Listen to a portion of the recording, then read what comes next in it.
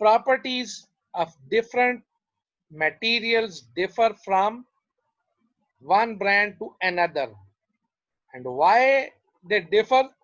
That they deviate from typical composition. तो जो ही हम टिपिकल कंपोजिशन से दूसरी कंपोजिशन की तरफ जाते हैं तो हमारी प्रॉपर्टीज भी डेविएट कर जाती है। ठीक है जी। स्टैंडर्ड जो है हमारा वो क्या कहता है? 0.2% प्रूफ स्ट्रेस। ठीक है जी। वो हमारे पास दोनों मटेरियल के लिए होनी चाहिए कि 500 MPa के ऊपर 3% इलांगेशन आनी चाहिए। ठीक है जी। ये यहां पे लफ्ज एक लिखा हुआ है आफ्टर फ्रैक्चर। आफ्टर यहां पे होना नहीं चाहिए, बिफोर फ्रैक्चर होना चाहिए, क्योंकि आफ्टर फ्रैक्चर तो कोई इलांगेशन नहीं होती ना। लेकिन इसका एक अपना वो है, आप लोग अगर इसको आफ्टर फ्रैक्चर भी लिखें तो ये एक्सेप्टेबल होगा। ठीक है, क्योंकि ओरिजिनली ये इलांगेशन आफ्टर फ्रैक्चर है कि फ्रैक्चर के बाद उन्होंने जो इलांगेशन चेक की है वो 3% है। तो ये इंग्लिश जो है ये बाज़ औक़ात आदमी को घुमा भी देती है। Now ability to withstand permanent deformation under stress. ठीक है जी। ये क्या होगी? हमारी डक्टिलिटी में ले जाएगी उसको, और ये यहां पर होनी चाहिए कुछ ना कुछ। ठीक है जी। अगर नहीं होगी तो ये वेरी हार्ड ब्रिटल हो, हार्ड और ब्रिटल मटेरियल होगा जो कि हमें मसला करेगा। ये जो है जी आपका उसी तरह की प्रॉपर्टीज हैं, जरा इनको गौर से पढ़ लें। इसके अंदर कोई खास मसला तो नहीं है, मसला तो एक ही जैसा है, लेकिन फिर भी अगर आप पढ़ लें तो ज्यादा बेहतर है। डेंसिटी अगर देखें तो कोबाल्ट क्रोमियम की, और ये कंपैरिजन है, ये भी ध्यान में रखिए, बाज़ औक़ात ये क्वेश्चन भी आ सकता है अगर ये आपको याद रह जाए, क्योंकि बाज़ लोग इसको कर देते हैं। हालांकि ये मेरे ख्याल में टेबल याद करना फर्स्ट ईयर में क्वाइट डिफिकल्ट है, लेकिन कुछ लोग कर देते हैं, वो उनकी मर्जी, अब हम क्या कर सकते हैं।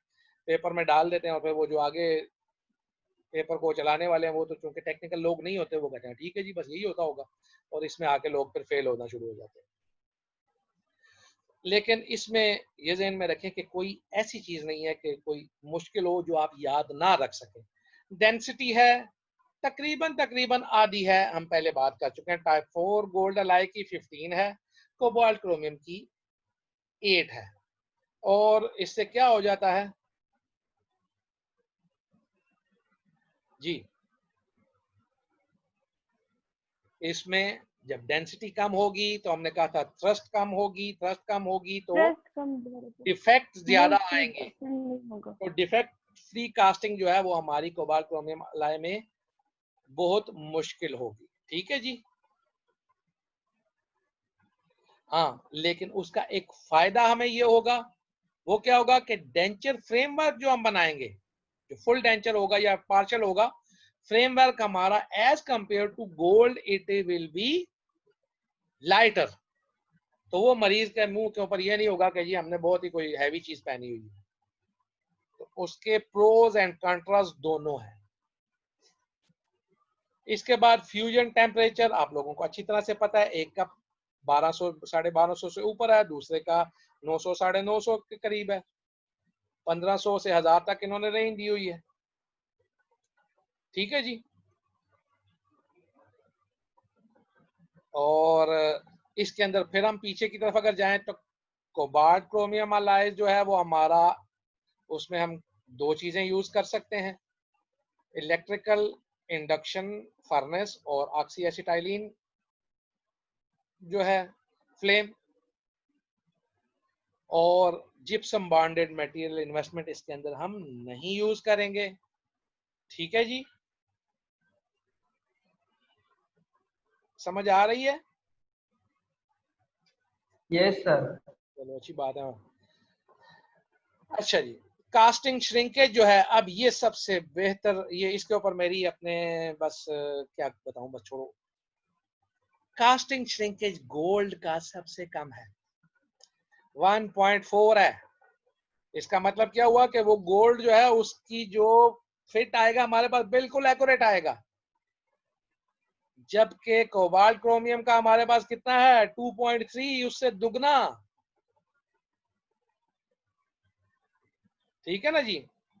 तो जब ये कास्टिंग श्रिंकेज इतना आएगा तो प्रॉब्लम हमें भी ज्यादा आएगी इसके साथ। ठीक है जी। नाउ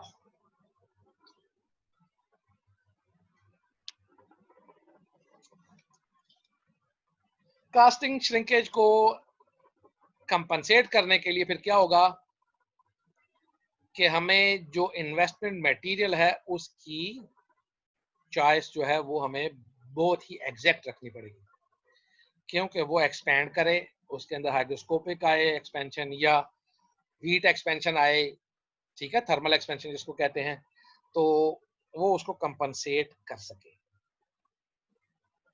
1.4 को इतनी ज्यादा नहीं होती, ये भी ज़हन में रखिएगा, 1.4% हो सकती है रूटीन में, लेकिन 2.3% बहुत ज्यादा हो जाती है। ठीक है जी। और ये हाईएस्ट वैल्यूज हैं, ये लोएस्ट नहीं है। लाजमी नहीं कि 1.4 ही होगी, 1 भी हो सकती है और उससे नीचे भी हो सकती है।